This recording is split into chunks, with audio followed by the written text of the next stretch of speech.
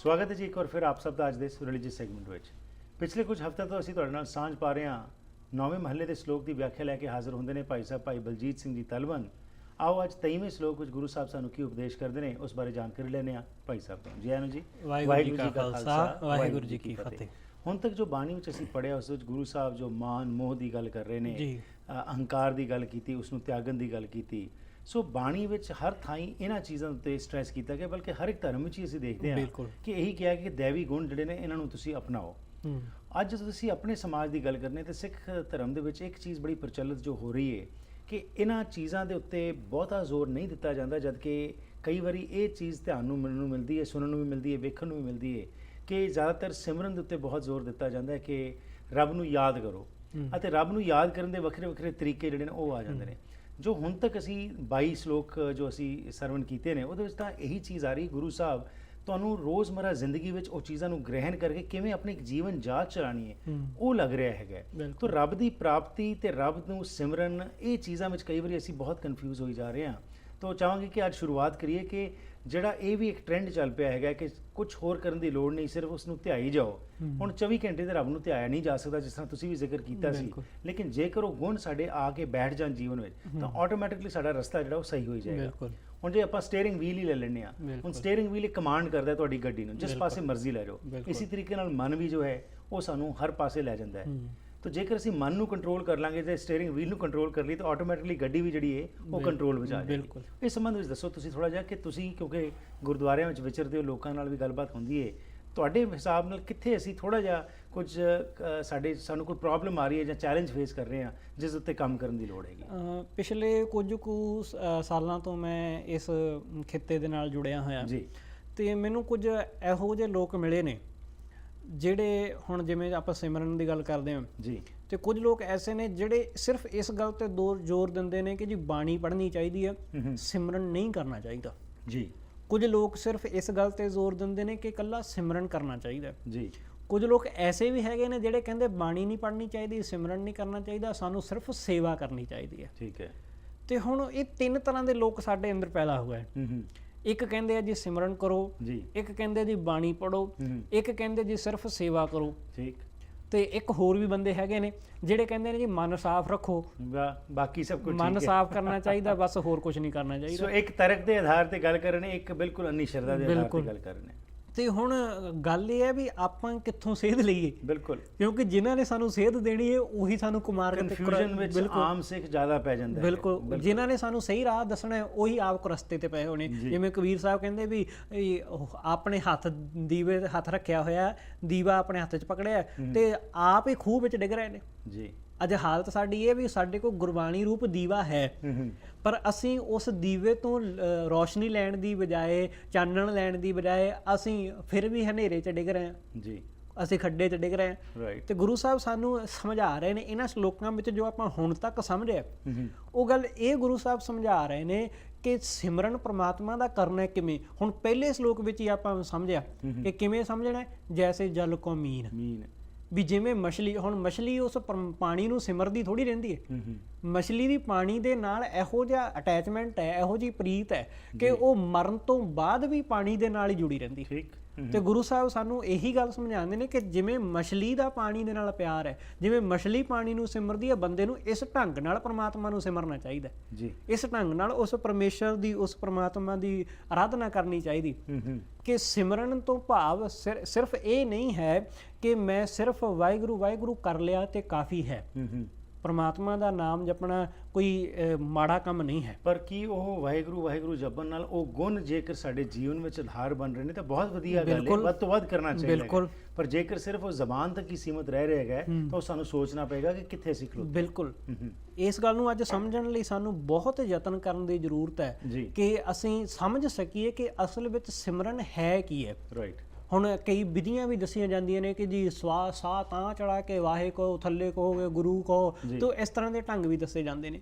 ਹੁਣ ਮਸਕੀਨ ਸਾਹਿਬ ਨੇ ਇੱਕ ਬੜੀ ਵਧੀਆ ਗੱਲ ਆਖੀ ਸੀ, ਪਰ ਦੁੱਖ ਦੀ ਗੱਲ ਹੈ ਕਿ ਅਸੀਂ ਉਹਨਾਂ ਦੀ ਗੱਲ ਵੀ ਸੁਣੀ ਨਹੀਂ ਕੋਈ, ਕਿਉਂਕਿ ਉਹਨਾਂ ਨੇ ਬਹੁਤ ਸੇਧ ਦਿੱਤੀ, ਬਹੁਤ ਪੰਥ ਦੇ ਵੱਡੇ ਵਿਦਵਾਨ ਹੋਏ। ਬਿਲਕੁਲ ਜੀ, ਅਸੀਂ ਤੇ ਗੁਰੂਆਂ ਦੀ ਨਹੀਂ ਗੱਲ ਮੰਨੀ ਜੀ, ਤੇ ਮਸਕੀਨ ਜੀ ਨੂੰ ਕਿੱਥੋਂ ਅਸੀਂ ਯਾਦ ਕਰ ਲੈਣਾ ਜੀ। ਤੇ ਉਹਨਾਂ ਨੇ ਬੜੀ ਵਧੀਆ ਗੱਲ ਕਹੀ, ਕਹਿੰਦੇ ਜਦੋਂ ਸਿਮਰਨ ਵਿਧੀ ਦੀ ਗੱਲ ਆਉਂਦੀ ਹੈ, ਕਹਿੰਦੇ ਮੈਂ ਵੇਖਦਾ ਵੀ ਲੋਕ ਕਿਹੋ ਜਿਹੇ ਪਾਸੇ ਤੁਰ ਪਏ। ਕਹਿੰਦੇ ਹੁਣ ਜਦੋਂ ਬੰਦੇ ਨੂੰ ਭੁੱਖ ਲੱਗੀ ਹੋਵੇ ਤੁਹਾਨੂੰ ਬੜੀ ਭੁੱਖ ਲੱਗੀ ਹੈ ਤੇ ਤੁਹਾਨੂੰ ਸਵੇਰ ਤੋਂ ਪ੍ਰਸ਼ਾਦਾ ਨਹੀਂ ਮਿਲਿਆ, ਸ਼ਾਮ ਹੋ ਗਈ, ਹੁਣ ਤੁਹਾਡੇ ਸਾਹਮਣੇ ਥਾਲੀ ਵਿੱਚ ਪਰੋਸ ਕੇ ਪ੍ਰਸ਼ਾਦਾ ਰੱਖ ਦਿੱਤਾ ਜੀ, ਤੇ ਤੁਸੀਂ ਹੁਣ ਦੇਖੋਗੇ ਕਿ ਮੈਂ ਕਿਸ ਪਾਸਿਓਂ ਸ਼ੁਰੂ ਕਰਾਂ, ਕਿਹੜੀ ਵਿਧੀ ਨਾਲ ਖਾਣਾ ਸ਼ੁਰੂ ਕਰਾਂ ਜੀ। ਤੁਸੀਂ ਤੇ ਛੇਤੀ ਛੇਤੀ ਖਾਣ ਦੀ ਕੋਸ਼ਿਸ਼ ਕਰੋਗੇ ਨਾ, ਕਿਉਂਕਿ ਤੁਹਾਨੂੰ ਭੁੱਖ ਲੱਗੀ ਆ। ਬਸ ਆਹੀ ਗੱਲ ਹੈ ਕਿ ਪਰਮਾਤਮਾ ਦੇ ਸਿਮਰਨ ਦੀ ਜਿਨ੍ਹਾਂ ਨੂੰ ਭੁੱਖ ਹੈ ਉਹ ਇਹ ਨਹੀਂ ਵੇਖਣਗੇ ਕਿ ਮੈਂ ਕਿਹੜੀ ਵਿਧੀ ਨਾਲ ਜਪਾਂ, ਕਿਸ ਢੰਗ ਨਾਲ ਜਪਾਂ, ਕਿਉਂਕਿ ਜਿਸ ਬੰਦੇ ਨੂੰ ਭੁੱਖ ਹੈ ਉਹਨੇ ਤੇ ਆਪਣੇ ਬਸ ਗੱਲ ਤੇ ਵੀ ਪ੍ਰੇਮ ਨਾਲ ਜਪਣਾ। ਇੱਕੋ ਇੱਕ ਢੰਗ ਹੈ ਪ੍ਰੇਮ ਨਾਲ, ਹੋਰ ਕੋਈ ਦੂਸਰਾ ਢੰਗ ਹੀ ਨਹੀਂ ਹੈ। ਇਸ ਤੋਂ ਹੀ ਯਾਦ ਆਉਂਦਾ ਜੀ, ਕੁਝ ਦਿਨ ਪਹਿਲਾਂ ਹੀ ਇੱਕ ਮੌਕਾ ਮਿਲਿਆ ਕਿ ਕੋਈ ਦੁਬਿਧਾ ਸੀ ਕੌਮ ਦੇ ਵਿੱਚ, ਉਸ ਪ੍ਰਤੀ ਕੁਝ 2 ਗਰੁੱਪਸ ਨੇ ਬੈਠ ਕੇ ਗੱਲਬਾਤ ਕਰਨੀ ਸੀ ਤੇ ਉੱਥੇ ਜਾਣ ਦਾ ਮੌਕਾ ਲੱਗਿਆ। ਸੋ ਹੈਰਾਨੀ ਦੀ ਗੱਲ ਹੋਈ ਕਿ ਪੜ੍ਹੀ ਗਈ ਤੁਕ ਜਿਹੜੀ ਪੜ੍ਹੀ ਗਈ, ਹੋ ਇਕੱਤਰ ਮਿਲੋ ਮੇਰੇ ਭਾਈ, ਦੁਬਿਧਾ ਦੂਰ ਕਰੋ ਲਿਵਲਾਏ। ਤੇ ਜਦੋਂ ਇਹ ਵਾਰਤਾਲਾਪ ਸ਼ੁਰੂ ਹੋਈ ਤਾਂ ਉਹਦੇ ਵਿੱਚੋਂ ਹੀ ਇੱਕ ਭਾਈ ਸਾਹਿਬ ਨੇ ਹੋ ਕੇ ਤੇ ਵਾਹਿਗੁਰੂ ਦਾ ਜਾਪ ਜਿਹੜਾ ਉਹ ਸ਼ੁਰੂ ਕਰ ਦਿੱਤਾ। ਤੇ ਹਰ ਕੋਈ ਜਦੋਂ ਜਾਪ ਹੁੰਦਾ ਤਾਂ ਚੁੱਪ ਕਰ ਜਾਂਦਾ ਹੈ। ਉਸ ਤੋਂ ਬਾਅਦ ਲੰਗਰ ਛਕਾਇਆ ਗਿਆ, ਪ੍ਰਸ਼ਾਦਾ ਛਕਾਇਆ ਗਿਆ। ਉਸ ਤੋਂ ਬਾਅਦ ਜਦੋਂ ਫਿਰ ਗੱਲਬਾਤ ਸ਼ੁਰੂ ਹੋਣ ਲੱਗੀ, ਫਿਰ ਉਹਨਾਂ ਨੇ ਕਿਹਾ ਜੀ ਦੁਬਾਰਾ ਆਓ ਜੀ ਜਾਪ ਕਰੀਏ। ਮਤਲਬ ਕਿ ਬਜਾਏ ਇਹ ਕਿ ਜਿਸ ਤਰ੍ਹਾਂ ਅਸੀਂ ਉਹ ਤੁਕ ਦੀ ਬੈਠ ਕੇ ਕੋਈ ਸੋਲਵ ਕਰ ਲੈਂਦੇ, ਕਿਉਂਕਿ ਗੁਰਦੁਆਰੇ ਹੋਏ ਸੋਝੀ ਪਾਈ ਸੀ, ਅਸੀਂ ਕਹਿੰਦੇ ਹੈਗੇ ਆ, ਅਸੀਂ ਬੈਠ ਕੇ ਆਪਸ ਵਿੱਚ ਕੋਈ ਤਕਰਾਰ ਜੇ ਹੋ ਰਿਹਾ ਉਸ ਨੂੰ ਬਜਾਏ ਕਿ ਉਹ ਹੋਰ ਵਧੇ ਉਸ ਨੂੰ ਘਟਾਈਏ ਤੇ ਗੁਰੂ ਦਾ ਜੋ ਸਿਧਾਂਤ ਹੈ ਉਸ ਨਾਲ ਜੁੜ ਕੇ। ਲੇਕਿਨ ਅੱਜ ਅਸੀਂ ਕਈ ਵਾਰੀ ਉਸ ਜਾਪ ਦਾ ਵੀ, ਮੈਂ ਜੇਕਰ ਕਹਾਂ ਕਿ ਇੱਕ ਗਲਤ ਤਰੀਕੇ ਵਾਲੇ ਪਾਸੇ ਲਿਜਾ ਕੇ ਅਸੀਂ ਗੱਲ ਨੂੰ ਬਜਾਏ ਕਿ ਸੋਲਵ ਕਰੀਏ, ਹੋਰ ਅਸੀਂ ਖਰਾਬ ਕਰ ਦਿੰਦੇ ਹਾਂ। ਤੇ ਹੋਇਆ ਇਹੀ, 1 ਘੰਟੇ ਤੱਕ ਜੋ ਸਮਾਂ ਸੀ ਉਹ ਇਸ ਤਰ੍ਹਾਂ ਹੀ ਬੀਤ ਗਿਆ, ਲੰਗਰ ਛਕਿਆ, ਵਾਹਿਗੁਰੂ ਦਾ ਜਾਪ ਕੀਤਾ ਤੇ ਉਸ ਤੋਂ ਬਾਅਦ ਸਭ ਵਾਪਸ ਆ ਗਏ ਤੇ ਜਿਸ ਮੁੱਦੇ ਲਈ ਲੋਕ ਇਕੱਠੇ ਹੋਏ ਸੀ ਉਹ ਉੱਥੇ ਦਾ ਉੱਥੇ ਹੀ ਰਹਿ ਗਏ। ਜਦੋਂ ਆਪਾਂ ਭਾਰਤ ਦੀ ਹਿਸਟਰੀ ਪੜ੍ਹਦੇ ਹਾਂ ਨਾ, ਤੇ ਭਾਰਤ ਦੇ ਗੁਲਾਮ ਹੋਣ ਦੇ ਕਾਰਨ ਆਹ ਸਨ ਜੀ, ਕਿਉਂਕਿ ਜਿਹੜਾ ਭਾਰਤ ਦੇ ਵਿੱਚ ਧਰਮ ਦਾ ਪ੍ਰਚਾਰਕ ਸੀ ਉਹ ਬ੍ਰਾਹਮਣ ਸੀ ਜੀ। ਉਸਨੇ ਸਿਰਫ ਭਾਰਤ ਦੇ ਲੋਕਾਂ ਨੂੰ ਆਖਿਆ ਕਿ ਹਰੇ ਹਰੇ ਰਾਧਾ ਕ੍ਰਿਸ਼ਨ ਕਰੋ, ਤੇ ਸਾਰੀ ਜ਼ਿੰਦਗੀ ਉਹਨਾਂ ਨੇ ਇਹੀ ਕੁਝ ਕੀਤਾ। ਜਦੋਂ ਆ ਗਏ ਮੁਸਲਮਾਨ, ਜਦੋਂ ਸਿਕੰਦਰ ਆਇਆ, ਮੁਗਲਾਂ ਆਏ, ਜਦੋਂ ਫੌਜਾਂ ਆਈਆਂ, ਉਹਨਾਂ ਨੇ ਇਹ ਹਰੇ ਹਰੇ ਰਾਮ ਕਹਿਣ ਵਾਲਿਆਂ ਨੂੰ ਆਪਣੇ ਵੱਸ ਵਿੱਚ ਕਰ ਲਿਆ। ਤੇ ਉਦੋਂ ਵੀ ਇਹਨਾਂ ਨੇ ਇਹੀ ਕਿਹਾ ਕਿ ਰਾਮ ਰਾਮ ਕਹੋ, ਰਾਮ ਰਾਮ ਕਹੋ, ਤੁਹਾਡੀ ਮੁਕਤੀ ਤਾਂ ਹੀ ਹੋਣੀ ਹੈ। ਸਾਰੀ ਜ਼ਿੰਦਗੀ ਰਾਮ ਰਾਮ ਕਰਦੇ ਰਹੇ, 1000 ਸਾਲ ਤੱਕ ਉਹਨਾਂ ਨੇ ਸਾਡੇ ਤੇ ਰਾਜ ਕੀਤਾ। ਅੱਜ ਹਾਲਤ ਸਾਡੀ ਵੀ ਉਹੀ ਹੋ ਰਹੀ ਹੈ, ਸਾਨੂੰ ਵੀ ਇਸੇ ਤੇ ਲਾਇਆ ਜਾ ਰਿਹਾ ਕਿ ਰਾਮ ਰਾਮ ਹਰੇ ਹਰੇ ਕਰੋ, ਜਿਵੇਂ ਉਹ ਕਰਦੇ ਸਨ, ਤੁਸੀਂ ਵਾਹਿਗੁਰੂ ਵਾਹਿਗੁਰੂ ਕਰੋ। ਪਰ ਗੱਲ ਇਹ ਹੈ ਵੀ ਜਿਨ੍ਹਾਂ ਨੇ ਸਾਡਾ ਇਤਿਹਾਸ ਸਿਰਜਿਆ, ਅਸੀਂ ਆਪਣੇ ਇਤਿਹਾਸ ਤੇ ਮਾਣ ਕਰਦੇ ਹਾਂ, ਉਹਨਾਂ ਨੇ ਇਕੱਲਾ ਸਿਮਰਨ ਕੀਤਾ ਨਹੀਂ, ਆਪਣੇ ਜੀਵਨ ਵਿੱਚ ਹੰਡਾਇਆ, ਉਹ ਸਿਮਰਨ ਕਰਕੇ ਉਹ ਹੰਡਾਇਆ ਤੇ ਵਿਖਾਇਆ। ਬਿਲਕੁਲ ਜੀ। ਤੇ ਉਹ ਅੱਜ ਅਸੀਂ ਤਾਂ ਹੀ ਉਹਨਾਂ ਨੂੰ ਚੇਤੇ ਕਰਦੇ ਹਾਂ। ਬਿਲਕੁਲ, ਅੱਜ ਉਹਨਾਂ ਨੂੰ ਤਾਂ ਹੀ ਚੇਤੇ ਕੀਤਾ ਜਾਂਦਾ ਕਿਉਂਕਿ ਉਹਨਾਂ ਦਾ ਜੀਵਨ ਉਹੋ ਜਿਹਾ ਸੀ। ਜੇ ਉਹਨਾਂ ਦੀ ਜ਼ੁਬਾਨ ਤੇ ਵਾਹਿਗੁਰੂ ਸੀ ਤੇ ਉਹਨਾਂ ਦੇ ਅੰਦਰ ਵੀ ਸੀ। ਬਿਲਕੁਲ ਜੀ, ਅਭਿਆਸ ਕਰਨ ਨਾਲ ਤੁਹਾਡੇ 'ਚੋਂ ਮਨ ਨੂੰ ਜਿਹੜੀ ਸ਼ਕਤੀ ਮਿਲਦੀ ਹੈਗੀ ਹੈ, ਉਸ ਨਾਲ ਤੁਸੀਂ ਤਾਕਤਵਰ ਹੁੰਦੇ ਹੋ ਤੇ ਤੁਸੀਂ ਇਹ ਜਿਹੜੇ 5 ਚੰਡਾਲ ਜਿਨ੍ਹਾਂ ਦਾ ਤੁਸੀਂ ਜ਼ਿਕਰ ਕੀਤਾ, ਉਹਨਾਂ ਦਾ ਚੰਗੇ ਤਰੀਕੇ ਨਾਲ ਮੁਕਾਬਲਾ ਕਰ ਸਕਦੇ ਹੋ। ਬਿਲਕੁਲ ਜੀ। ਸੋ ਗੁਰੂ ਸਾਹਿਬ ਅੱਗੇ ਕੀ ਕਹਿ ਰਹੇ ਨੇ ਜੀ? ਜਿਵੇਂ ਆਪਾਂ ਪਿਛੇ ਸ਼ਲੋਕਾਂ ਦੇ ਅੰਦਰ ਵਿਚਾਰਦੇ ਆ ਰਹੇ ਹਾਂ, ਗੁਰੂ ਸਾਹਿਬ ਜੀ ਨੇ ਇਸ ਸਾਡੇ ਸੰਸਾਰ ਦੇ ਇਸ ਚਿੱਤਰ ਨੂੰ ਖਿੱਚਦਿਆਂ ਹੋਇਆਂ ਇਸ ਤਰ੍ਹਾਂ ਬਿਆਨ ਕੀਤਾ ਹੈ ਕਿ ਜਿਵੇਂ ਮਨੁੱਖ ਸੁਪਨਾ ਵੇਖਦਾ ਜੀ, ਸੁਪਨਾ ਜਦੋਂ ਮਨੁੱਖ ਉੱਠਦਾ ਨੀਂਦ ਤੋਂ ਤੇ ਉਹ ਉਸ ਨੂੰ ਸਮਝ ਆਉਂਦੀ ਕਿ ਜੋ ਮੈਂ ਦੇਖ ਰਿਹਾ ਸੀ ਉਹ ਝੂਠ ਸੀ ਜੀ, ਉਹ ਸੱਚ ਨਹੀਂ ਸੀ, ਉਹ ਅਸਲੀਅਤ ਨਹੀਂ ਸੀ। ਅੱਖ ਖੁੱਲਦਿਆਂ ਸਾਰੀ ਮਨੁੱਖ ਪਹਿਲਾਂ ਕਿਤੇ ਰਾਜਾ ਬਣਿਆ ਸੀ, ਕਿਤੇ ਬਹੁਤ ਘੁੰਮ ਰਿਹਾ ਸੀ, ਕਿਤੇ ਕਿਸੇ ਹੋਰ ਵਿਦੇਸ਼ ਵਿੱਚ ਗਿਆ ਹੋਇਆ ਸੀ, ਪਰ ਜਦੋਂ ਅੱਖ ਖੁੱਲੀ ਉਹ ਨਿਰਾਸ਼ ਹੋਇਆ ਜੀ, ਕਿਉਂਕਿ ਉਹਨੂੰ ਜਗਾ ਦਿੱਤਾ ਗਿਆ, ਉਹਨੂੰ ਉਠਾਲ ਦਿੱਤਾ ਗਿਆ ਤੇ ਉਹ ਨਿਰਾਸ਼ ਹੋਇਆ ਕਿ ਜੋ ਮੈਂ ਪਹਿਲਾਂ ਦੇਖ ਰਿਹਾ ਸੀ ਬਾਅਦ ਵਿੱਚ ਨਿਰਾਸ਼ ਹੋਣ ਤੋਂ ਬਾਅਦ ਫਿਰ ਇਹ ਤੇ ਸੁਪਨਾ ਹੀ ਸੀ। ਰਾਈਟ। ਗੁਰੂ ਸਾਹਿਬ ਅਗਲੇ ਸ਼ਲੋਕ ਅੰਦਰ ਸਾਨੂੰ ਇਹੀ ਗੱਲ ਸਮਝਾ ਰਹੇ ਨੇ, ਕਹਿੰਦੇ ਜਿਉਂ ਸੁਪਨਾ ਅਰ ਵੇਖਣਾ, ਕਹਿੰਦੇ ਜਿਵੇਂ ਸੁਪਨਾ ਅਤੇ ਇਸ ਸੰਸਾਰ ਨੂੰ ਵੇਖਣਾ ਜੀ, ਜਿਵੇਂ ਸੁਪਨੇ ਨੂੰ ਵੇਖਣਾ ਅਤੇ ਇਸ ਜਗਤ ਨੂੰ ਵੇਖਣਾ, ਇਹ ਦੋਵੇਂ ਇੱਕ ਸੁਪਨੇ ਦੀ ਤਰ੍ਹਾਂ ਹੈ। ਜਿਉਂ ਸੁਪਨਾ ਅਰ ਵੇਖਣਾ ਐਸੇ ਜਗ ਕੋ ਜਾਣ, ਜਿਵੇਂ ਰਾਤ ਨੂੰ ਅਸੀਂ ਸੁਪਨਾ ਵੇਖਦੇ ਹਾਂ ਤੇ ਉਹ ਸੁਪਨਾ ਸੱਚ ਨਹੀਂ, ਇਹ ਸੰਸਾਰ ਵੀ ਕੁਝ ਐਸਾ ਹੀ ਹੈ, ਇਹ ਵੀ ਸੱਚ ਨਹੀਂ ਹੈ। ਇਹ ਉਦੋਂ ਤੱਕ ਹੀ ਸੱਚ ਹੈ ਜਦੋਂ ਤੱਕ ਮੈਂ ਜੀਉ ਰਿਹਾ ਹਾਂ, ਜਦੋਂ ਮੇਰੇ ਸਵਾਸ ਖਤਮ ਹੋ ਜਾਣਗੇ ਮੈਂ ਵੀ ਖਤਮ ਹੈ ਤੇ ਮੇਰੇ ਵਾਸਤੇ ਸੰਸਾਰ ਵੀ ਖਤਮ ਹੈ, ਕਿਉਂਕਿ ਮੇਰੇ ਜੀਵਨ ਨਾਲ ਹੀ ਸੰਸਾਰ ਹੈ। ਜਦ ਮੈਂ ਖੁਦ ਹੀ ਨਹੀਂ ਹਾਂ ਤੇ ਸੰਸਾਰ ਵੀ ਕੁਝ ਨਹੀਂ ਹੈ ਮੇਰੇ ਸਾਹਮਣੇ, ਕਿਉਂਕਿ ਜਦੋਂ ਤੱਕ ਸਾਡਾ ਜੀਵਨ ਹੈ ਉਦੋਂ ਤੱਕ ਹੀ ਸਭ ਕੁਝ। ਬਿਲਕੁਲ। ਮਰਨ ਤੋਂ ਬਾਅਦ ਤੇ ਜੀਵਨ ਹੋਰਨਾਂ ਦਾ ਹੈ, ਮੇਰਾ ਨਹੀਂ। ਤੇ ਗੁਰੂ ਸਾਹਿਬ ਸਾਨੂੰ ਸਮਝਾਉਂਦੇ ਨੇ, ਕਹਿੰਦੇ ਜਿਉਂ ਸੁਪਨਾ ਅਰ ਵੇਖਣਾ ਐਸੇ ਜਗ ਕੋ ਜਾਣ, ਇਸ ਸੰਸਾਰ ਨੂੰ ਇਸ ਗੱਲ ਤਰ੍ਹਾਂ ਸਮਝ ਲੈ ਕਿ ਜਿਵੇਂ ਸੁਪਨਾ ਹੈ ਉਵੇਂ ਇਹ ਸੰਸਾਰ ਹੈ। ਸੁਪਨੇ ਤੋਂ ਉੱਠਣ ਤੋਂ ਬਾਅਦ ਮਨੁੱਖ, ਨੀਂਦ ਤੋਂ ਜਾਗਣ ਤੋਂ ਬਾਅਦ ਮਨੁੱਖ ਨੂੰ ਅਹਿਸਾਸ ਹੁੰਦਾ ਹੈ ਕਿ ਜੋ ਮੈਂ ਵੇਖ ਰਿਹਾ ਸਾਂ ਉਹ ਝੂਠ ਸੀ, ਉਹ ਗਲਤ ਸੀ, ਉਹ ਸੱਚ ਨਹੀਂ ਸੀ। ਬਸ ਇਸੇ ਤਰ੍ਹਾਂ ਜਦੋਂ ਮਨੁੱਖ ਇਸ ਸੰਸਾਰ ਦੇ ਝਮੇਲਿਆਂ ਦੇ ਵਿੱਚ ਫਸ ਕੇ, ਸੰਸਾਰ ਦੇ ਕੰਮਕਾਰਾਂ ਵਿੱਚ ਫਸ ਕੇ ਉਲਝ ਜਾਂਦਾ ਤੇ ਅਖੀਰ ਨੂੰ ਕਿਤੇ ਨਾ ਕਿਤੇ ਜਾ ਕੇ ਉਸ ਨੂੰ ਸਮਝ ਆਉਂਦੀ ਕਿ ਜੋ ਕੁਝ ਮੈਂ ਹੁਣ ਤੱਕ ਕਰਦਾ ਰਿਹਾ ਉਹ ਗਲਤੀ ਸੀ, ਉਹ ਸੱਚ ਨਹੀਂ ਸੀ। ਕਿਤੇ ਨਾ ਕਿਤੇ ਜਾ ਕੇ ਇਨਸਾਨ ਨੂੰ ਠੋਕਰ ਜ਼ਰੂਰ ਲੱਗਦੀ ਹੈ ਜੀ, ਜ਼ਰੂਰ ਕਿਤੇ ਨਾ ਕਿਤੇ ਇਸ ਗੱਲ ਦਾ ਅਹਿਸਾਸ ਹੁੰਦਾ ਹੈ, ਭਾਵੇਂ ਮਰਨ ਵੇਲੇ ਕਿਉਂ ਨਾ ਹੋਵੇ, ਪਰ ਮਨੁੱਖ ਨੂੰ ਇੱਕ ਬਿਨਾਂ ਤੇ ਜੀਵਨ ਦੇ ਵਿੱਚ ਅਹਿਸਾਸ ਜ਼ਰੂਰ ਹੁੰਦਾ ਹੈ। ਸਤਿਗੁਰੂ ਸਮਝਾਉਂਦੇ ਇਨ ਮੈਂ ਕਛ ਸੱਚੋ ਨਹੀਂ, ਇਹਦੇ ਵਿੱਚ ਕੁਝ ਸੱਚ ਨਹੀਂ। ਨਾਨਕ ਬਿਨ ਭਗਵਾਨ, ਪਰਮਾਤਮਾ ਤੋਂ ਬਿਨਾਂ ਕੁਝ ਵੀ ਸੱਚ ਨਹੀਂ ਹੈ ਜੀ। ਪਰਮਾਤਮਾ ਤੋਂ ਬਿਨਾਂ ਬਾਕੀ ਸਭ ਕੁਝ ਜਿਹੜਾ ਹੈ ਉਹ ਝੂਠ ਹੈ, ਨਾਸ਼ਵਾਨ ਹੈ। ਇੱਥੇ ਇੱਕ ਗੱਲ ਸਮਝਣ ਵਾਲੀ ਹੈ, ਕਈ ਵਾਰਾਂ ਕੋਈ ਤਰਕ ਕਰਨ ਵਾਲੇ ਇਹ ਕਹਿ ਦਿੰਦੇ ਨੇ ਕਿ ਜੇ ਸੰਸਾਰ, ਤੁਸੀਂ ਕਹਿੰਦੇ ਹੋ ਕਿ ਸੰਸਾਰ ਦੇ ਵਿੱਚ ਨਿਰੰਕਾਰ ਵਸਦਾ ਜੀ, ਜੇ ਸੰਸਾਰ ਖਤਮ ਹੋ ਗਿਆ ਤੇ ਨਿਰੰਕਾਰ ਸੰਸਾਰ ਵਿੱਚ ਵਸਦਾ ਤੇ ਨਿਰੰਕਾਰ ਵੀ ਖਤਮ ਹੋ ਗਿਆ। ਪਰ ਗੁਰਮਤ ਜਿਹੜੀ ਹੈ ਉਹ ਇਸ ਗੱਲ ਨੂੰ ਨਹੀਂ ਮੰਨਦੇ। ਗੁਰਮਤ ਨੇ ਇਹ ਗੱਲ ਕਿਹਾ ਕਿ ਹਾਂ ਸੰਸਾਰ ਦੇ ਵਿੱਚ ਨਿਰੰਕਾਰ ਵਸਦਾ, ਇਹ ਵਿੱਚ ਕੋਈ ਦੋ ਰਾਵਾਂ ਨਹੀਂ। ਪਰਮਾਤਮਾ ਇਸ ਜਗਤ ਵਿੱਚ ਹੀ ਵਸਦਾ, ਪਰ ਉਹ ਜਗਤ ਵਿੱਚ ਵਸਦਾ ਹੋਇਆ ਵੀ ਜਗਤ ਤੋਂ ਵੱਖਰਾ ਹੈ। ਰਾਈਟ। ਉਹ ਸੰਸਾਰ ਦੇ ਵਿੱਚ ਰਹਿੰਦਾ ਹੋਇਆ ਵੀ ਸੰਸਾਰ ਤੋਂ ਨਿਰਲੇਪ ਹੈ। ਉਹ ਕਿਵੇਂ ਨਿਰਲੇਪ ਹੈ? ਗੁਰੂ ਸਾਹਿਬ ਕਹਿੰਦੇ ਉਹ ਇਸ ਤਰ੍ਹਾਂ ਨਿਰਲੇਪ ਹੈ ਕਿ ਜਿਵੇਂ ਪਾਣੀ ਦੇ ਵਿੱਚ ਮੁਰਗਾਬੀ ਰਹਿੰਦੀ ਹੈ, ਉਹ ਰਹਿੰਦੀ ਪਾਣੀ ਦੇ ਵਿੱਚ ਹੀ ਹੈ, ਪਰ ਜਦੋਂ ਉਹ ਦਿਲ ਕਰਦਾ ਹੈ ਉਹ ਉਡਾਰੀ ਮਾਰ ਜਾਂਦੀ, ਉਹਦੇ ਖੰਭ ਗਿੱਲੇ ਨਹੀਂ ਹੁੰਦੇ। ਬਸ ਇਸੇ ਤਰ੍ਹਾਂ ਪ੍ਰਮਾਤਮਾ ਸੰਸਾਰ ਵਿੱਚ ਰਹਿ ਕੇ ਵੀ ਸੰਸਾਰ ਤੋਂ ਵੱਖਰਾ ਹੈ। राइट। और गलबात करते हैं जी, लेने एक छोटी सी ब्रेक, वापस आके अगली श्लोक में गुरु साहब की उपदेश करते हैं।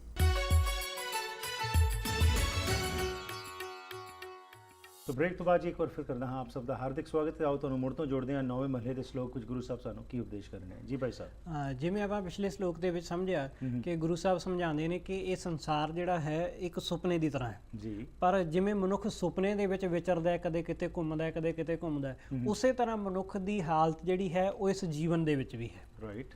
ਇਸ ਜੀਵਨ ਦੇ ਵਿੱਚ ਵੀ ਇਸੇ ਤਰ੍ਹਾਂ ਹਾਲਤ ਹੈ। ਤੇ ਅਗਲੇ ਸ਼ਲੋਕ ਅੰਦਰ ਗੁਰੂ ਸਾਹਿਬ ਨੇ ਇਹ ਹਾਲਤ ਬਿਆਨ ਕੀਤੀ ਤੇ ਇਸ ਤਰ੍ਹਾਂ ਜ਼ਿਕਰ ਕੀਤਾ ਕਿ ਨਿਸ ਦਿਨ ਮਾਇਆਕਾਰ ਨੇ ਪ੍ਰਾਨੀ ਡੋਲਤ ਨੀਤ, ਕਿ ਨਿਸ ਦਿਨ ਦਿਨ ਰਾਤ ਮਨੁੱਖ ਕਿਸ ਖਾਤਰ ਭੱਜ ਰਿਹਾ, ਕਿਸ ਖਾਤਰ ਦੌੜ ਰਿਹਾ? ਸਿਰਫ ਮਾਇਆ ਦੀ ਖਾਤਰ।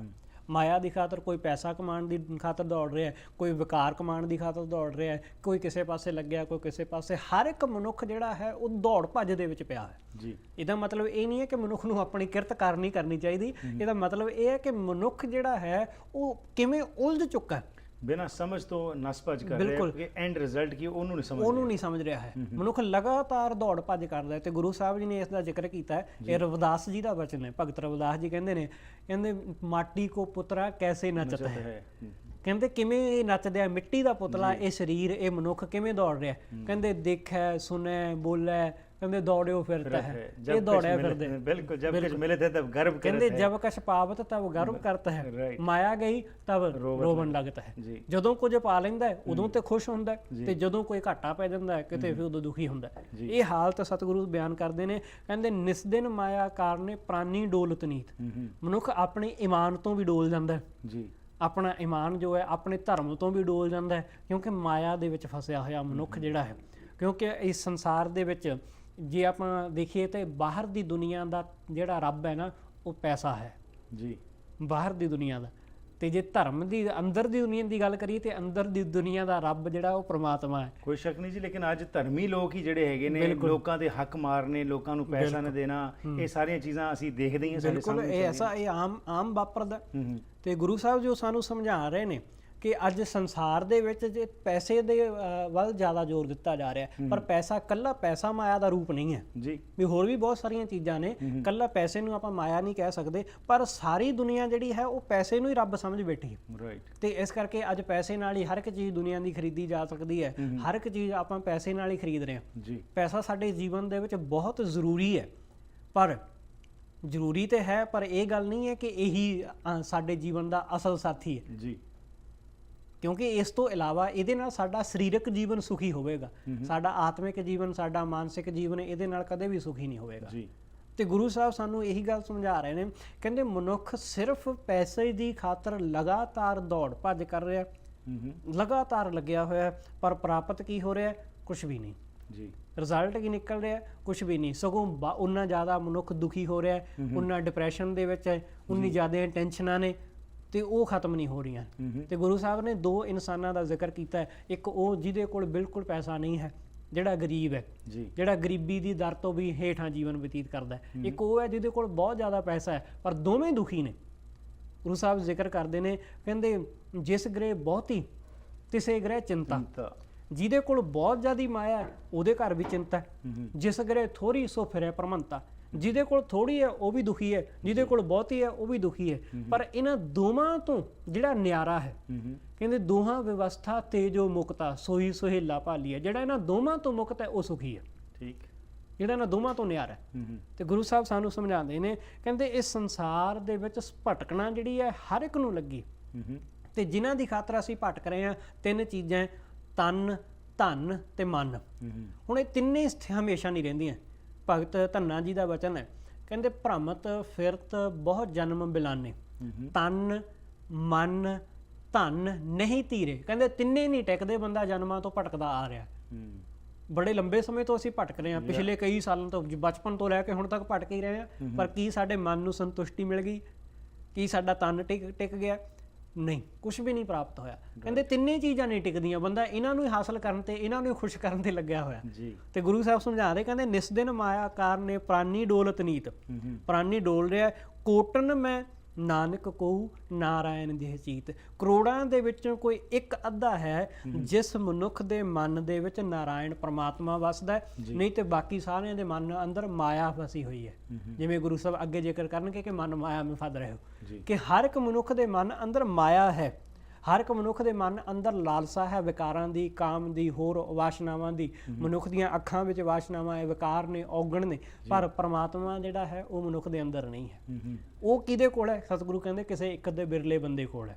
ਉਹ ਸਾਰਿਆਂ ਦੇ ਕੋਲ ਪਰਮਾਤਮਾ ਨਹੀਂ। ਤੇ ਇਹ ਵੀ ਗੱਲ ਨਹੀਂ, ਕਈ ਵਾਰੀ ਅਸੀਂ ਇਹ ਗੱਲ ਇਸ ਸ਼ਬਦ ਨੂੰ ਲੈ ਕੇ ਅਸੀਂ ਕਈ ਵਾਰ ਇਹ ਲੈ ਲੈਂਦੇ ਹਾਂ, ਕਹਿ ਲੈਂਦੇ ਹਾਂ ਗੱਲ ਕਿ ਜੀ ਉਹ ਤੇ ਕੋਈ ਕਰੋੜਾਂ ਵਿੱਚੋਂ ਇੱਕ ਅੱਧਾ ਹੋ ਸਕਦਾ, ਅਸੀਂ ਨਹੀਂ ਹੋ ਸਕਦੇ। ਤੇ ਇਹ ਗੱਲ ਕਹਿ ਕੇ ਲੋਕ ਬਹੁਤ ਸਾਰੇ ਪਿੱਛੇ ਹਟ ਜਾਂਦੇ ਨੇ ਕਿ ਮੈਂ ਤੇ ਹੈ ਹੀ ਨਹੀਂ ਉਹਨਾਂ ਵਿੱਚੋਂ, ਮੇਰੀ ਗਿਣਤੀ ਤੇ ਹੋਣੀ ਨਹੀਂ, ਉਸ ਕਰੋੜਾਂ 'ਚ ਨਹੀਂ। ਬਿਲਕੁਲ। ਤੇ ਗੁਰੂ ਸਾਹਿਬ ਇਹ ਨਹੀਂ ਕਹਿ ਰਹੇ ਵੀ ਉਹ ਬੰਦਾ ਕੋਈ ਹੋਰ ਹੈ ਜਾਂ ਤੁਸੀਂ ਨਹੀਂ ਹੋ ਸਕਦੇ। ਆਪਾਂ ਵੀ ਬਣ ਸਕਦੇ ਹਾਂ, ਮੈਂ ਵੀ ਬਣ ਸਕਦਾ, ਤੁਸੀਂ ਵੀ ਬਣ ਸਕਦੇ, ਕੋਈ ਵੀ ਇਨਸਾਨ ਬਣ ਸਕਦਾ ਜੀ। ਉਸ ਗਿਣਤੀ, ਜਿਵੇਂ ਗੁਰੂ ਸਾਹਿਬ ਕਹਿੰਦੇ ਆ ਵੀ ਹੈਣ ਵਿਰਲੇ ਨਾ ਹੀ ਘਣੇ, ਵੀ ਬਹੁਤ ਸਾਰੇ ਨਹੀਂ ਪਰ ਹੈਗੇ ਜ਼ਰੂਰ ਨੇ। ਰੱਬ ਦੇ ਪਿਆਰੇ ਹੈਗੇ ਜ਼ਰੂਰ ਨੇ, ਚੰਗੇ ਜੀਵਨ ਵਾਲੇ ਬੰਦੇ ਹੈਗੇ ਜ਼ਰੂਰ ਨੇ। ਇਹਦਾ ਮਤਲਬ ਇਹ ਨਹੀਂ ਕਿ ਹੈ ਨਹੀਂ ਜੀ। ਆਪਾਂ ਵੀ ਬਣ ਸਕਦੇ ਹਾਂ, ਪਰ ਕੋਸ਼ਿਸ਼ ਕਰਾਂਗੇ ਤਾਂ ਹੈ ਨਾ, ਉਦਮ ਕਰਾਂਗੇ, ਟਰਾਈ ਕਰਾਂਗੇ ਤੇ ਅਸੀਂ ਵੀ ਉਹੋ ਜਿਹੇ ਬਣ ਜਾਾਂਗੇ। ਉਹਨਾਂ ਕਰੋੜਾਂ ਵਿੱਚ ਸਾਡੀ ਵੀ ਇੱਕ ਗਿਣਤੀ ਹੋ ਜਾਏਗੀ ਜੀ। ਕੋਈ ਜਿਹੜਾ ਇੱਕ ਅੱਧਾ ਉਹ ਸ਼ਾਇਦ ਮੈਂ ਬਣ ਜਾਵਾਂ, ਸ਼ਾਇਦ ਕੋਈ ਹੋਰ ਬਣ ਜਾਏ। ਤੇ ਗੁਰੂ ਸਾਹਿਬ ਇਹੀ ਗੱਲ ਸਮਝਾਉਂਦੇ ਨੇ, ਕਹਿੰਦੇ ਜਿਸ ਮਨੁੱਖ ਦੇ ਚਿੱਤ ਦੇ ਵਿੱਚ ਰੱਬ ਹੈ, ਪ੍ਰਮਾਤਮਾ ਹੈ ਜਿਹਦੇ ਮਨ ਅੰਦਰ, ਉਹੀ ਮਨੁੱਖ ਜਿਹੜਾ ਹੈ ਉਹ ਪ੍ਰਵਾਨ ਹੋਵੇਗਾ। ਉਹੀ ਮਨੁੱਖ ਉਸ ਪਰਮੇਸ਼ਰ ਦੇ ਚਰਨਾਂ ਦੇ ਵਿੱਚ ਪ੍ਰਵਾਨ ਹੋਏਗਾ। ਕੋਟਨ ਮੈਂ ਨਾਨਕ ਕਹੂ ਨਾਰਾਇਣ ਜਿਹ ਚੀਤ, ਜਿਹਦੇ ਚਿੱਤ ਦੇ ਅੰਦਰ ਪਰਮੇਸ਼ਰ ਹੈ। ਤੇ ਜਦੋਂ ਮਨੁੱਖ ਉਸ ਪਰਮਾਤਮਾ ਨੂੰ ਆਪਣੇ ਚਿੱਤ ਦੇ ਵਿੱਚੋਂ ਕੱਢ ਕੇ, ਭਾਵ ਮਾਇਆ ਨੂੰ ਆਪਣੇ ਚਿੱਤ ਅੰਦਰ ਵਸਾ ਲੈਂਦਾ, ਮਾਇਆ ਨੂੰ ਆਪਣੇ ਅੰਦਰ ਧਾਰਨ ਕਰ ਲੈਂਦਾ, ਵਿਕਾਰਾਂ ਨੂੰ ਵਸਾ ਲੈਂਦਾ ਆਪਣੇ ਅੰਦਰ, ਔਗਣਾਂ ਨੂੰ, ਤੇ ਫਿਰ ਮਨੁੱਖ ਜਿਹੜਾ ਹੈ ਉਲਝ ਜਾਂਦਾ ਹੋਰ ਪਾਸੇ, ਹਉਮੈ ਦੇ ਵਿੱਚ, ਵਿਕਾਰਾਂ ਦੇ ਵਿੱਚ। ਤੇ ਇਹ ਮਨੁੱਖ ਇਸ ਸੰਸਾਰ ਨੂੰ ਸੱਚ ਸਮਝ ਲੈਂਦਾ ਤੇ ਨਿਰੰਕਾਰ ਨੂੰ ਝੂਠ ਜੀ। ਨਿਰੰਕਾਰ ਨੂੰ ਇਹ ਸਦਾ ਸਥਿਰ ਰਹਿਣ ਵਾਲਾ ਨਹੀਂ ਮੰਨਦਾ, ਆਪਣੇ ਆਪ ਨੂੰ ਸਦਾ ਰਹਿਣ ਵਾਲਾ ਮੰਨ ਲੈਂਦਾ। ਇਹ ਵਿਕਾਰਾਂ ਨੂੰ ਸਦਾ ਰਹਿਣ ਵਾਲੇ ਮੰਨ ਲੈਂਦਾ, ਸੰਸਾਰ ਨੂੰ ਸਦਾ ਰਹਿਣ ਵਾਲੇ ਮੰਨ ਲੈਂਦਾ। ਤੇ ਗੁਰੂ ਸਾਹਿਬ ਅਗਲੇ ਸ਼ਲੋਕ ਅੰਦਰ ਫਿਰ ਮਨੁੱਖ ਦੀ ਗੱਲ ਸਮਝਾਉਂਦੇ ਨੇ ਸਾਨੂੰ ਇਸ ਤਰ੍ਹਾਂ, ਕਹਿੰਦੇ ਜਿਵੇਂ ਪਾਣੀ ਤੋਂ ਪੈਦਾ ਹੋਇਆ ਇੱਕ ਬੁਲਬੁਲਾ ਜੀ, ਜੋ ਹਵਾ ਭਰ ਜਾਂਦੀ ਹੈ ਉਹ ਪਾਣੀ ਦੇ ਬੁਲਬੁਲਾ ਪੈਦਾ ਹੋ ਜਾਂਦਾ। ਕਹਿੰਦੇ ਮਨੁੱਖ ਦੇ ਜੀਵਨ ਵੀ ਕੁਝ ਇਸੇ ਤਰ੍ਹਾਂ ਹੈ ਜੀ। ਕਹਿੰਦੇ ਜਿਵੇਂ ਉਹ ਪਾਣੀ ਤੋਂ ਬੁਲਬੁਲਾ ਪੈਦਾ ਹੁੰਦਾ, ਉਪਜ ਜਾਂਦਾ ਹੈ, ਫਿਰ ਖਤਮ ਹੋ ਜਾਂਦਾ। ਕਹਿੰਦੇ ਬਸ ਬੰਦੇ ਦਾ ਜੀਵਨ ਐਸਾ ਹੀ ਹੈ ਕਿ ਇਹਦੇ ਅੰਦਰ ਅਹੰਕਾਰ ਭਰ ਜਾਂਦਾ ਤੇ ਇਹ ਵੀ ਉਸ ਬੁਲਬੁਲੇ ਦੀ ਤਰ੍ਹਾਂ ਫੁੱਲ ਜਾਂਦਾ।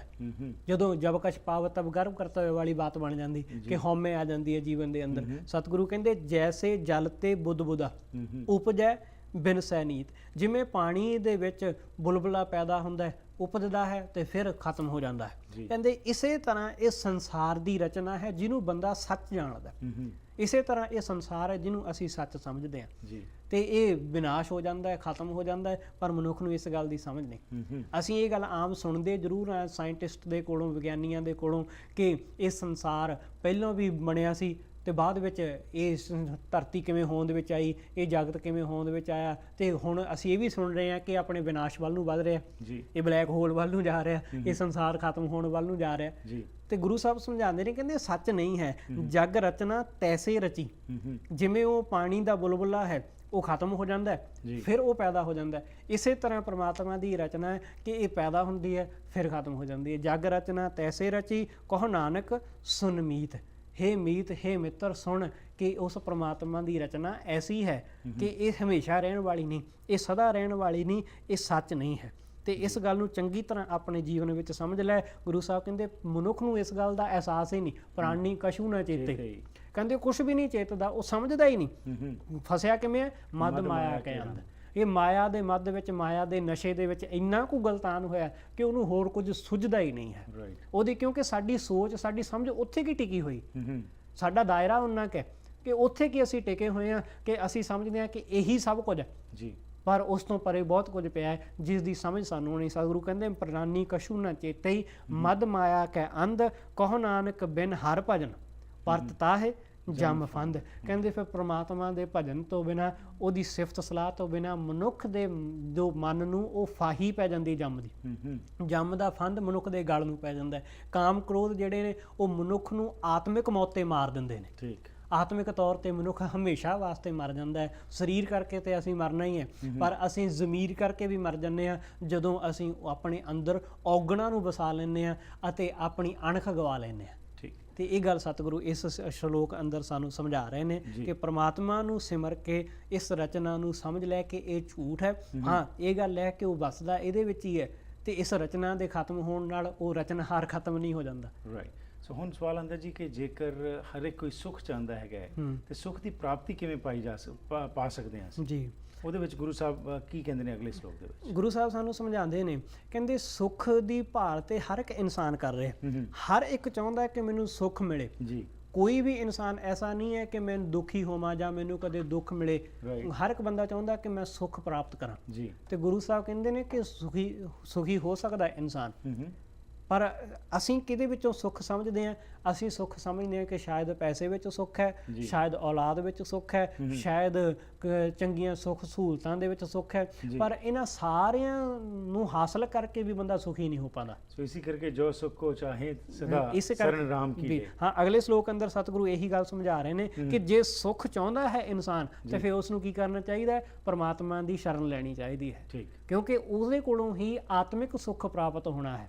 ਜਿਹੜਾ ਸੁੱਖ ਪੈਸੇ ਵਿੱਚੋਂ ਨਹੀਂ ਮਿਲਿਆ, ਜਿਹੜਾ ਸੁੱਖ ਕਾਰੋਬਾਰ ਵਿੱਚੋਂ ਨਹੀਂ ਮਿਲਿਆ, ਜਿਹੜਾ ਸੁੱਖ ਔਲਾਦ ਵਿੱਚੋਂ ਨਹੀਂ ਮਿਲਿਆ, ਉਹ ਸੁੱਖ ਪ੍ਰਮਾਤਮਾ ਦੇ ਘਰੋਂ ਪ੍ਰਾਪਤ ਹੋਣਾ ਹੈ। ਤੇ ਸਤਿਗੁਰੂ ਸਮਝਾਉਂਦੇ ਨੇ, ਕਹੋ ਨਾਨਕ ਸੁਨ ਰੇ ਮਨਾ ਦੁਰਲਭ ਮਾਨੁਖ ਦੇ। ਇਹ ਮਨੁੱਖਾ ਜਨਮ ਦੁਰਲਭ ਹੈ, ਇਹ ਤਾਂ ਹੀ ਸੁਖੀ ਹੋ ਸਕਦਾ ਹੈ, ਤਾਂ ਹੀ ਸਫਲ ਹੋ ਸਕਦਾ ਹੈ ਜੇ ਸ਼ਰਨ ਵਿੱਚ ਪਵੇਗਾ। ਐਂਡ ਇਹ ਜਿਹੜੀ ਦੁਰਲਭ ਦੇ ਸਾਨੂੰ ਮਿਲੀ ਹੈ, ਇਸ ਨੂੰ ਵਿਅਰਥ ਹੀ ਨਾ ਸੀ। ਬਿਲਕੁਲ। ਤੁਹਾਡਾ ਬਹੁਤ ਬਹੁਤ ਧੰਨਵਾਦ ਜੀ। ਅਗਲੇ ਹਫਤੇ ਮੁੜ ਤੋਂ ਸਾਂਝ ਪਾਵਾਂਗੇ। ਵਾਹਿਗੁਰੂ ਜੀ ਕਾ ਖਾਲਸਾ, ਵਾਹਿਗੁਰੂ ਜੀ ਕੀ ਫਤਿਹ। ਸੋ ਅੱਜ ਦੇ ਇਸ ਪ੍ਰੋਗਰਾਮ ਦੀ ਕਰਦੇ ਜੀ ਇੱਥੇ ਹੀ ਸਮਾਪਤੀ। ਜੇਕਰ ਤੁਹਾਡੇ ਕੋਲ ਕੋਈ ਸਵਾਲ ਹੋਏ ਤਾਂ ਸਾਡੇ ਨਾਲ ਜ਼ਰੂਰ ਸੰਪਰਕ ਕਰਨਾ 604 603 7555 ਜਾਂ ਫਿਰ ਈਮੇਲ ਜ਼ਰੀਏ harpreetsingh@gmail.com। ਧੰਨਵਾਦੀ ਅਸੀਂ ਆਪਣੇ ਸਪਾਂਸਰ ਤੇ ਐਡਵਰਟਾਈਜ਼ਰਸ ਦੇ, ਜਿਨ੍ਹਾਂ ਦੀ ਬਦੌਲਤ ਇਹ ਪ੍ਰੋਗਰਾਮਸ ਤੁਹਾਡੇ ਤੱਕ ਪਹੁੰਚਦੇ ਨੇ। ਤੇ ਨਾਲ ਹੀ ਜੇਕਰ ਤੁਸੀਂ ਵੀ ਆਪਣੇ ਬਿਜ਼ਨਸ ਨੂੰ ਪ੍ਰਮੋਟ ਕਰਨਾ ਚਾਹੁੰਦੇ ਹੋ ਤਾਂ ਬਹੁਤ ਹੀ ਰੀਜ਼ਨੇਬਲ ਰੇਟਸ ਉੱਤੇ ਤੁਸੀਂ ਇਹਨਾਂ ਪ੍ਰੋਗਰਾਮਸ ਨੂੰ ਸਪਾਂਸਰ ਕਰ ਸਕਦੇ ਹੋ। ਇਸ ਵਾਸਤੇ ਸਾਡੇ ਨਾਲ ਜਾਣਕਾਰੀ ਲੈਣ ਵਾਸਤੇ ਸਾਡੀ ਸੇਲਸ ਟੀਮ ਨਾਲ ਜ਼ਰੂਰ ਸੰਪਰਕ ਕਰਨਾ। ਫਿਰ ਮੁਲਾਕਾਤ ਕਰਾਂਗੇ, ਤਦ ਤੱਕ ਗੁੱਡ ਬਾਏ।